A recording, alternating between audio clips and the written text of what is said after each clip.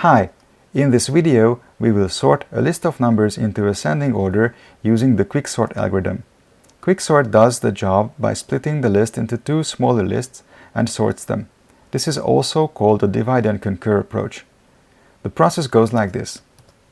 Pick any number from the list, move smaller numbers to the left of the chosen number, move bigger numbers to the right of the chosen number, and then repeat the whole process for the left and the right sides.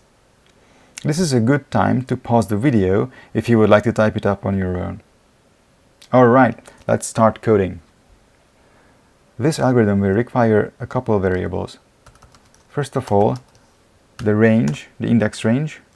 I will create low and high variables, which will be the largest and the smallest indexes of the input list respectively. Next, I will need a couple more variables because we will need to move smaller and bigger numbers around. So first, let's create a variable called I, which is just going to be starting at low, and create another variable called j, which is going to start from high. Okay, cool. We also need to pick the pivot element. I will just pick the middle element from the list. It can be really any number. It's just important to pick something that is on the list.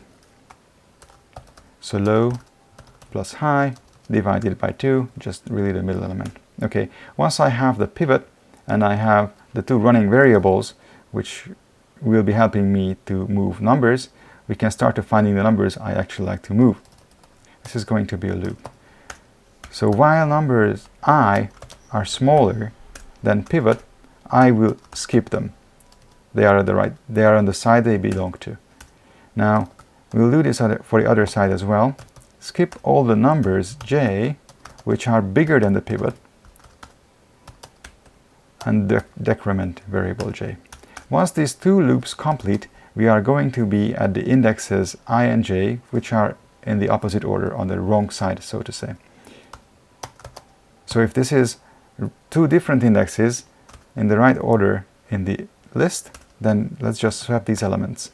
I do the Pythonic way of swapping the elements. So numbers I and numbers j equals to numbers j and numbers I.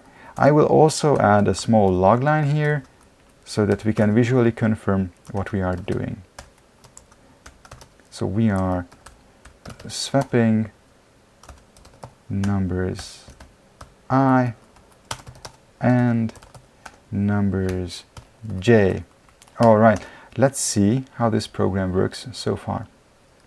Alright, as you can see, with the input list, it is trying to swap 8 and 3, which sounds like the right thing to do if you want ascending order. But it's just two elements and there's more, so we will need to put this whole thing into another loop, which will have the same exit condition as the one for swapping, and this will hopefully put all the elements, all the smaller elements on the left side and the bigger elements on the right side. And yes, it does. So after this final swap, we are going to have all the elements in the right order.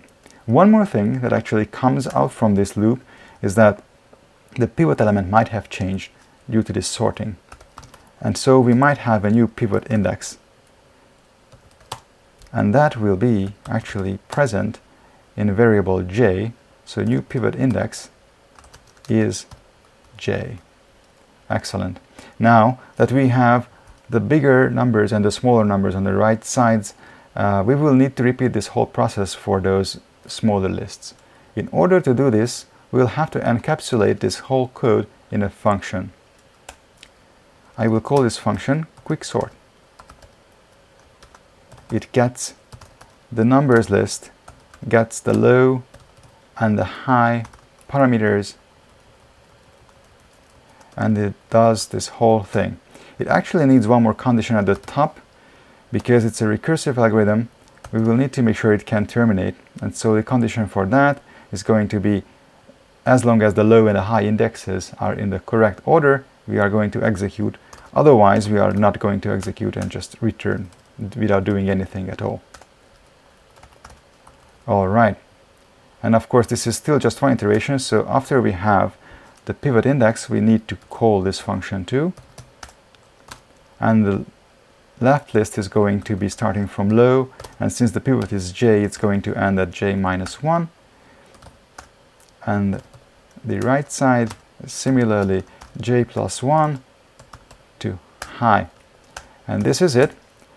Now we need to call this function. I will use these same boundary variables to invoke the complete sorting of this list.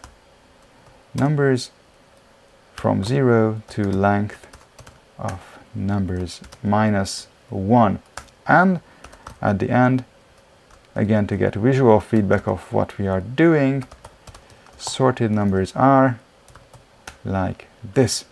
Now let's run the program and see.